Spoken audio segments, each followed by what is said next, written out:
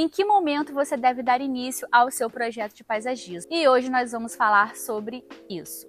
Bom, vamos lá. O momento ideal de você dar início ao seu projeto de paisagismo é logo após você ter feito o seu projeto de arquitetura.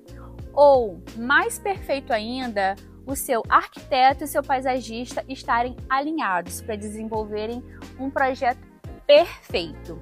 Ou seja, o arquiteto tem um olhar dele totalmente voltado para as linhas arquitetônicas, para o layout da casa, para os espaços, enfim, para a arquitetura, para a construção em si, né? E o paisagista, ele tá com o olhar dele todo fixado, voltado para o externo, para tudo que é de fora, para a natureza, para os espaços, em como fazer você desfrutar esses ambientes, né?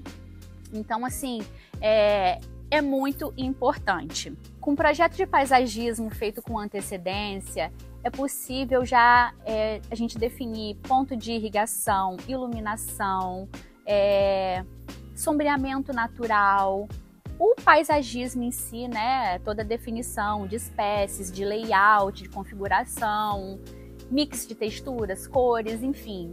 E uma coisa muito importante também é que o orçamento geralmente do paisagismo, quando a pessoa faz o paisagismo no final, o orçamento vira um elemento surpresa.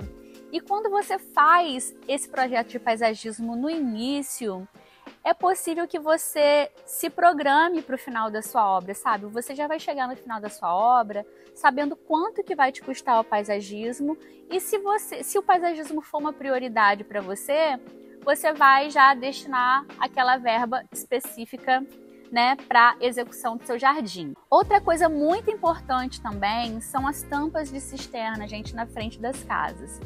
Com um projeto de paisagismo, é possível que a gente possa definir em conjunto onde vai ficar essa cisterna, né, para que essa cisterna ela não atrapalhe o paisagismo. Muitas vezes as tampas de cisternas elas são alocadas em locais que caberiam a planta principal da fachada, a planta de destaque, né?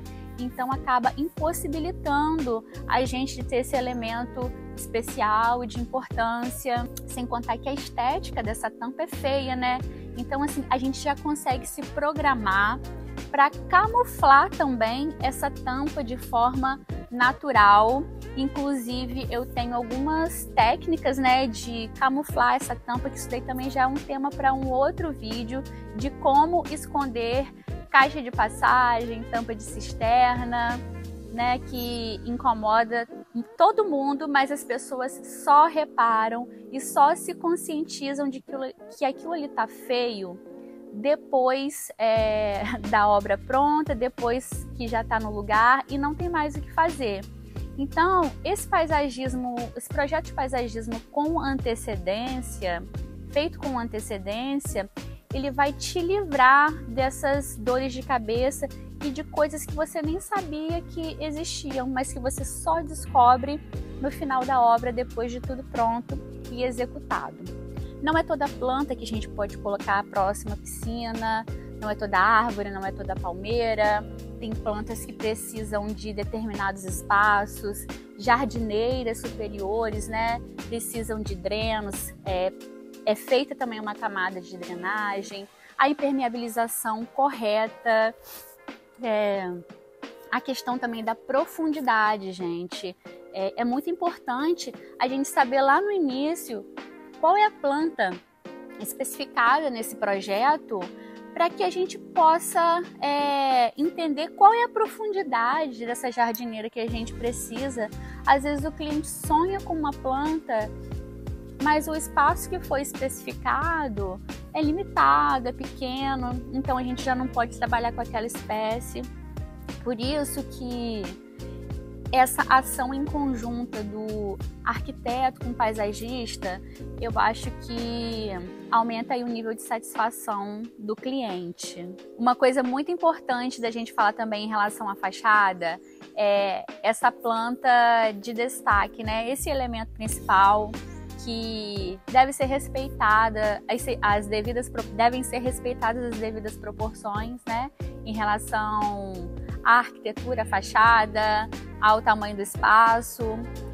Muitas vezes as pessoas colocam plantas grandes demais para o tamanho do espaço ou pequenas, né? Então, assim, é uma coisa que muitas vezes o cliente ele acha que ele vai saber acertar sozinho, mas tem muita coisa por trás, né? Para um bom projeto de paisagismo, a gente precisa ter um olhar sensível, ter um olhar apurado, entender de texturas, paletas de cores, né? Harmonia como um todo, o jardim da fachada, ele tem que estar totalmente conectado com o corredor lateral, com a área de lazer. A casa toda ela deve ter uma linguagem só, né? Então, assim, é mais complexo do que as pessoas imaginam, mas para quem gosta de trabalhar com isso, é uma delícia e é isso daí.